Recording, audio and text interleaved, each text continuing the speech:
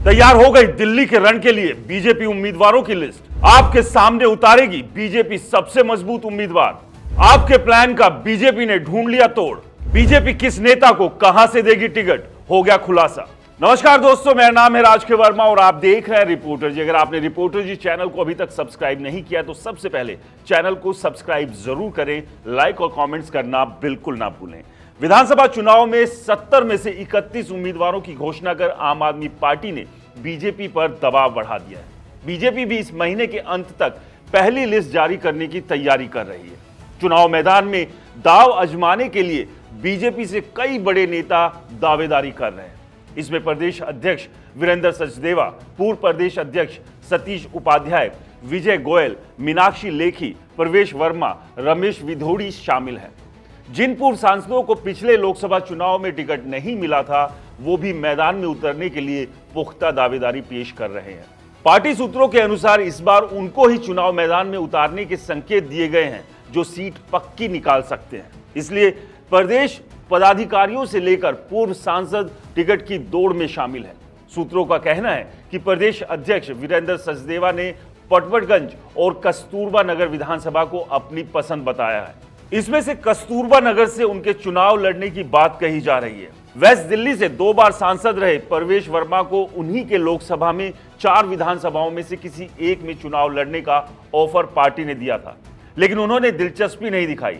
शालीमार बाग विधानसभा से भी उनके चुनाव लड़ने की बातें सामने आई थी, लेकिन अब यह बताया जा रहा है कि नई दिल्ली विधानसभा क्षेत्र से वो चुनाव लड़ सकते हैं।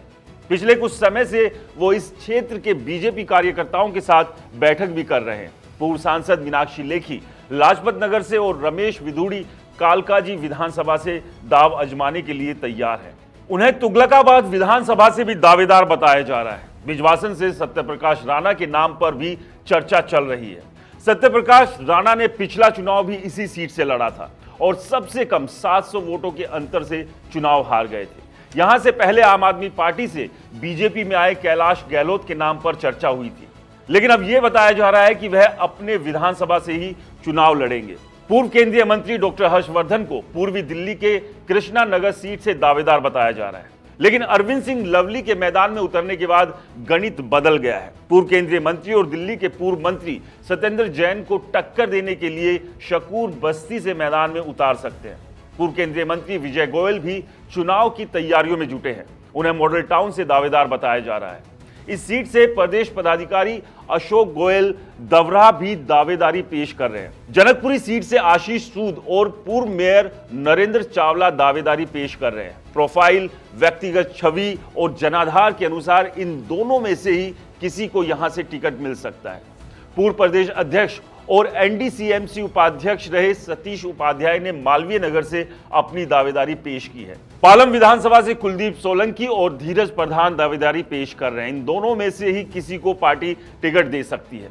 आरकेपुरम सीट से डीसीडब्ल्यू चीफ रही बरखा शुक्ला सिंह और अनिल शर्मा दावेदार बताए जा रहे हैं। तो वहीं जंगपुरा सीट से इम्प्रीम बख्शी का नाम सामने आ रहा है। राजौरी गार्डन से मनजिंदर सिंह सिरसा को दावेदार बताया जा रहा है। इन सभी लोगों के नाम की चर्चा कोर कमेटी की मीटिंग में हो चुकी है और बीजेपी की पहली लिस्ट में इनके नाम देखने को मिल सकते हैं। तो वहीं विश्वासनगर विधानसभा से मौजूदा पार्षद पंकज लूथरा और गांधीनगर से अनिल वाजपेयी के नाम पर भी चर्चा जोरों पर है। बीजेपी अच्छे से जानती है कि 2025 के विधानसभा चुनाव वो आम आदमी पार्टी से जीत सकती है, क्योंकि इससे पहले 3 विधानसभा चुनाव में बीजेपी का कोर वोटर अभी तक उससे छिटका नहीं है। ऐसे में अगर कांग्रेस अपने चुनाव को उठाने में कामयाब होती है तो उसका नुकसान आम आदमी पार्टी को होगा, इसका फायदा बीजेपी उठा सकती है। और इसके अलावा 10 साल की एंटी इनकम्बेंसी भी आम आदमी पार्टी के लिए मुसीबत बनी है। तो वहीं पूर्व मुख्यमंत्री सहित कई बड़े नेता आम आदमी पार्टी के अलग अलग घोटालों में भी फंसे हुए हैं। आपको क्या लग रहा है, दिल्ली की जंग इस बार कौन जीतेगा, आम आदमी पार्टी या फिर बीजेपी? हमें कमेंट्स कर जरूर बताएं। रिपोर्टर जी चैनल को सब्सक्राइब नहीं किया तो दोस्तों चैनल को सब्सक्राइब करना ना भूलें। नमस्कार।